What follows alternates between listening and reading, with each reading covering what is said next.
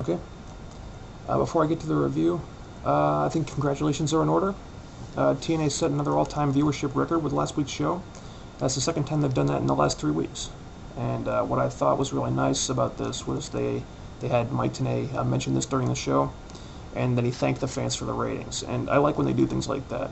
Like 3 weeks ago, when they hit a 1.22 for the first time, they put an article up on TNAWrestling.com, basically announcing this and thanking the fans for tuning in. And I like when they do things like that. It makes me feel really appreciated as a wrestling fan. It makes me feel like TNA really does care about everyone who tunes in and watches their show, as opposed to the WWE, who've been taking their fans for granted for years, which is one of the main reasons why I stopped supporting those guys. But anyway, on to Impact. This was the last show before Against All Odds this Sunday, and I'm happy to say that this was a big improvement over last week's show. I still don't think it was acceptable as a proper go-home edition before a pay-per-view, but there were a lot more things to be positive about as opposed to the last few weeks. First of all, the fact that the World Championship title is going to be on the line this Sunday was actually mentioned for a change. And thank God, I was starting to think that the creative team had forgotten about that. Plus, they actually tried to build up a little heat between Kurt Angle and Christian Cage, and between Kurt Angle and Samoa Joe. All very good things. Of course, this wasn't as effective as it should have been, since they should have been doing this for weeks now, but at least they did it while they still had the chance. Also, I wasn't sure if my eyes were deceiving me at first, but the matches actually got decent time for a change. And a couple of them were actually not interrupted by commercial breaks. For the first time in a while, the writers decided to omit the lame-ass comedy skits and a lot of the redundant backstage stuff that's been all over the program for months now. And the result was that they had a lot more time to devote to the matches for a change, and look how much better the show was because of that. Such a huge difference. Such a huge difference. Oh, and you know what else? There were X Division matches on the show. Finally, after all these months, TNA finally got the X Division out of the closet. They dusted it off, and they decided to do something with it instead of having them all play job fodder to Team 3D. We had Homicide, Johnny Devine, and AJ Styles and Tiger Mask. And neither one of these were really on the same level as those awesome matches we were seeing back in 05 every week. And they did actually botch the run-in spot with the Divine Homicide match. But either way, we had 2 actual X Division matches on the show, and I've missed that. I think a lot of people have. Also, we had AJ Styles beating Tiger Mask in a relatively clean fashion, and this was very, very refreshing to see. To see a match that didn't have any ref bumps or outside interference, because this happens way too often in TNA nowadays. It's becoming really annoying, really very, very frustrating to see that. Plus, AJ came out and attacked Christian Cage at the end of the show, and while I don't like that AJ is apparently back to being under Kurt Angle's thumb already, I do like that AJ is acting more aggressive in the ring lately, and he's still acting like kind of a pushover as a character, but it seems like they've made an effort recently to tone down his goofy antics when he's working matches, and that's something.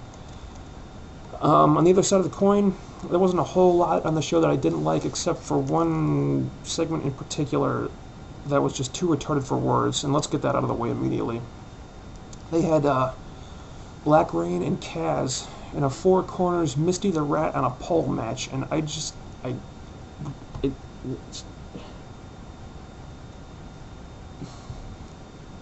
okay.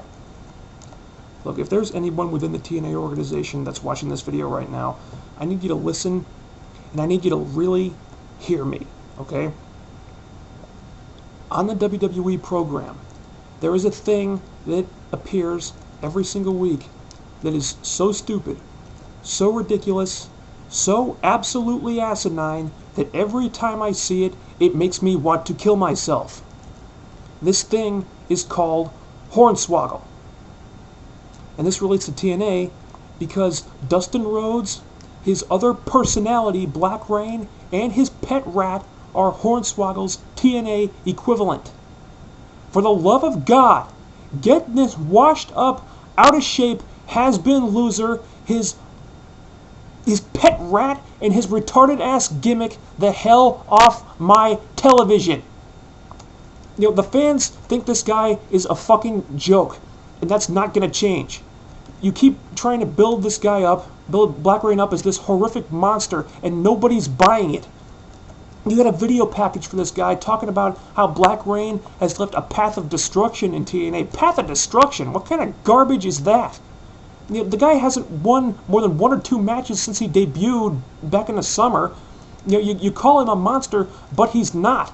He's a total jobber who's trying to be a monster and failing miserably at it. But for some reason, he continues to get TV time in favor of people who actually have something to contribute. And I feel bad for the guy if he can't afford to retire right now. But business is business, and if he absolutely must get a paycheck to support his family, then give him a job backstage. Make him an agent or a booker or something. Don't put him in the ring when nobody wants to see him on our TVs anymore.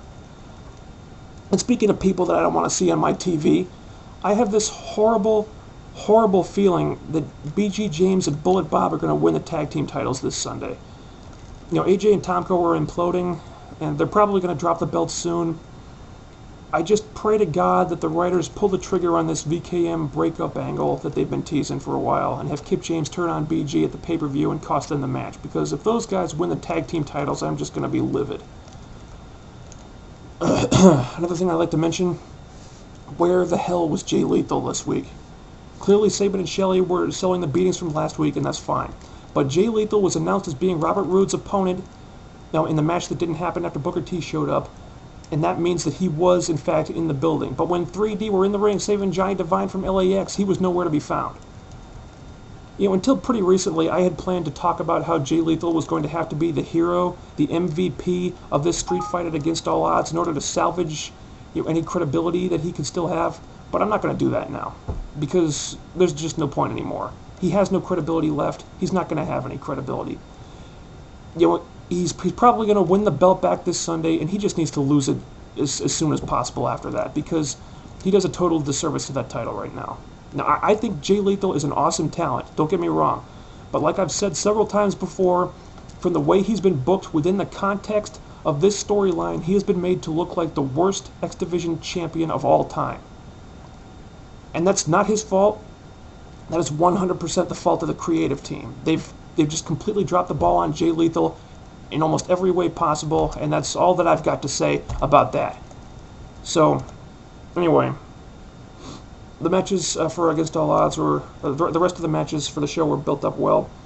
The overall build-up for this pay-per-view has not been as good as it should be, which has been a recurring problem in TNA for a while. But the card is solid, and it's got the potential to be a great show. So aside from those couple of things that I talked about earlier, I thought the rest of iMPACT was very good. Not as good as a go-home edition before pay-per-view should be, but there were a lot of changes for the better made to the show this week, and that's something to be positive about. I just hope this trend continues next week, because I was getting sick and tired of watching TNA try to copy the WWE. And that is the last thing in the world they should be doing, especially with all the crap WWE is putting out right now. I mean, look at last Monday's Raw. It's right back to business as usual, with John Cena beating the odds yet again, almost defeating the world's strongest man in an arm wrestling contest before Randy Orton interfered. And even with the interference, Cena still came out on top. Plus, they had Vince trying to get Hornswoggle to join the Kiss My Ass Club. I mean, what the hell is the point of that? I mean, you're 8 weeks away from your biggest show of the entire year, and you decide to waste time on stupid shit like that so Vince McMahon can flex his ego and moon the audience for 10 minutes? Bravo, WWE. You've done it again.